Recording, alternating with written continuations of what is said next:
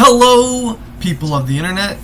Genesis Lewison back here again with another episode of Disney Characters You May Not Know, episode 21. And this series is finally old enough to drink. But anyway, out of the gate, let's do this. This episode is about who else? Jasper and Horace, the true thugs of the Dalmatian series.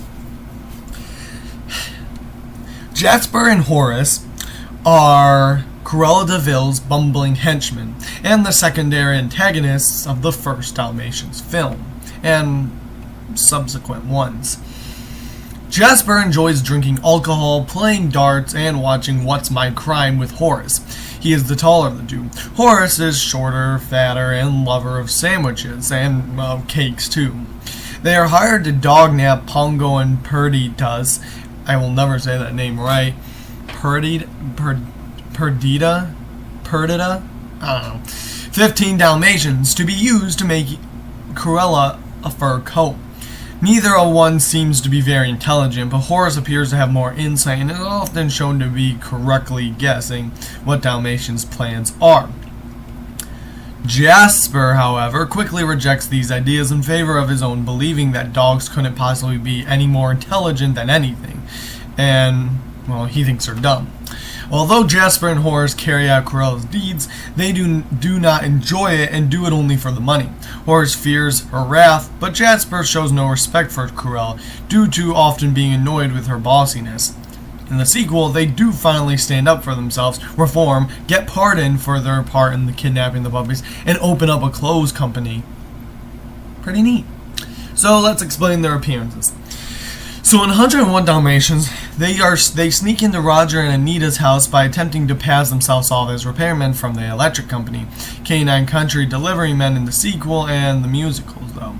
Nanny refuses to let them in since Roger and Anita are gone, but they force themselves in, and Jasper toys up with the nanny, ties the nanny, read that wrong too, in the attic, while Horace steals the puppies and they transport them to Cruella's former house, Hell Hall. Soon after, the dog napping is covered by the news, causing them to attempt to back out. They call Cruella and ask for their payment, but she refuses to pay them until the job is done. At Hell Hall, they laze about, watching and eating along with the stolen puppy and 84 other bought puppies. This is where their potential kindness comes into play, as they allow them to watch, but tell Lucky to say so. My God, apologies, people. Eventually, an incensed Cruella arrives and tells Jasper and Horace that she wants the job done first thing in the morning, or she'll report them to the police. Though Jasper notes that the puppies were not big enough for an amount of coats Cruella desires, she decides to settle for what she can get and leaves. While they are watching the show What's My Crime, the puppies are rescued by Sergeant Tibbs, who I should do an episode on now that I think about it. Yeah, I should. After the show has ended, Jasper and Horace argue over whether or not Jasper skins or Horace kills them, or vice versa, but are taken off track of arguing when they overhear a sound from the door. Jasper and Horace then notice that the puppies have escaped and begin a search in the whole house. Eventually, they are able to corner the puppies in a room. Before they kill them, Pongo and Perdita arrive and fight Jasper and Horace. While the puppies escape, Horace trips into a fireplace by Perdita, and Jasper gets his pants pulled down by Pongo. Both of them are buried underneath the ceiling when it collapses. After escaping the debris, they track the Dalmatians down to a farm building via the footprints. After being attacked by the captain, who I should also do an episode on, they realize that the dogs have already left the building.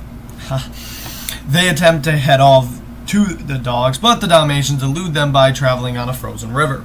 A few days later, Jasper and Horace meet Cruella on the road. Though they attempt to quit, she forces them to continue. She points out the footprints lead to a nearby village called Dinsford. There, Jasper and Horace search for the puppies. Horace points out some Labradors, suggesting the possibility that the dogs disguise themselves by rolling in suit. Jasper blows all the idea and calls Horace an idiot by smacking him in the head. While the Dalmatians are eventually discovered to be hiding in a moving van heading for London, they pursue it in their truck. Jasper makes a plan to ram the van in a ravine, but Horace gets scared and pulls out the steering wheel, causing the truck to slide down the mountain. of aim and ends up hitting Cruella's car. She suffers a breakdown, cursing their incompetence, while they just kind of sit on the wreckage sulking, and Jasper simply tells her to shut up, finally getting the courage to stand up for themselves. It can be presumed that they and Cruella are later imprisoned, although the film does not show what happens because it's a kid's film. 101 Dalmatians, the live-action film.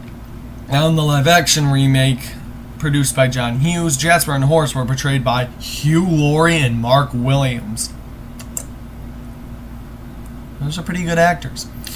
They were inspired from Harry Lime and Marv Marchins from the Home Alone films, which were accidentally produced by oddly enough, were made by the same producer.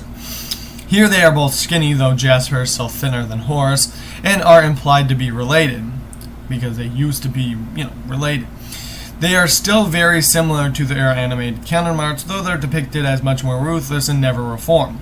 Jasper is also shown to be a little bit smarter, because they actually seem to enjoy animal cruelty, or at least Jasper does, even deciding to take over the taxidermist Mr. Skinner's job of killing and skinning the puppies.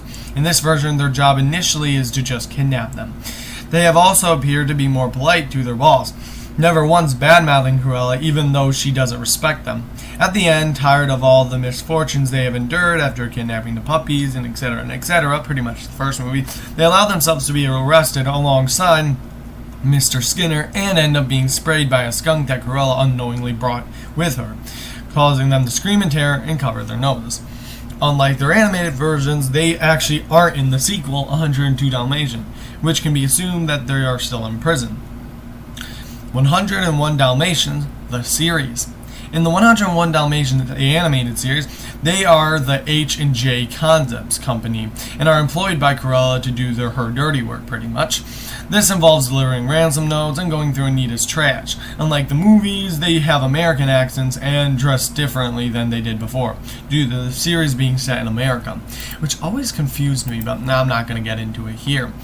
101 Dalmatians 2, Patch's London Adventure. In Patch's London Adventure, Jasper and Horace are tertiary antagonists. Cruella pays their bail money so that they can round up the puppies for her artist friend Lars to use as a canvas, as part of Cruella's plan to once again kidnap the puppies. Jasper reluctantly dresses up as a woman so he and Horace can trick the Canine Country's delivery man and steal his van. Upon reaching Cherry Tree Farm, where the puppies now live, Jasper and Horace lure the puppies into the truck using the dog food in the vehicle and they get taken away. Nanny then arrives on the scene and threatens to hit the duo with her frying pan if they don't release the puppies. But after a fiasco in a pigsty, Jasper and Horace overpower Nanny, tie her up, and trap her in the well. The duo then bring the puppies to Cruella, who presents them to Lars, but when Lars refuses to kill the puppies, Cruella decides to finally get her spotted fur coat. After she, Jasper, and Little Lightning, Thunderbolt's envious sidekick, go watch the movie if you want to know what any of this means, are thrown into a river and they're arrested. However, Jasper and Horace turned loose after they, finally having enough of Cruella, confessed to Nanny, Roger, and Anita that they were told to, and that she's been behind literally all the times. After they are pardoned again, they apparently go straight and obtain their own line of sundresses. Neat.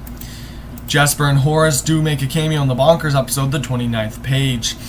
They also have a cameo in the House of Mouse, Mickey's House of Villains, and oddly enough, I think their animation was used in the Saga of Windwagon Smith, but I can't confirm nor deny this. So, sadly, that's all we can conclude in today's episode. Hopefully you enjoyed this episode of Disney Characters You May Not Know, episode 21. See you next Saturday with another amazing episode. And let's say, the next episode is about a man.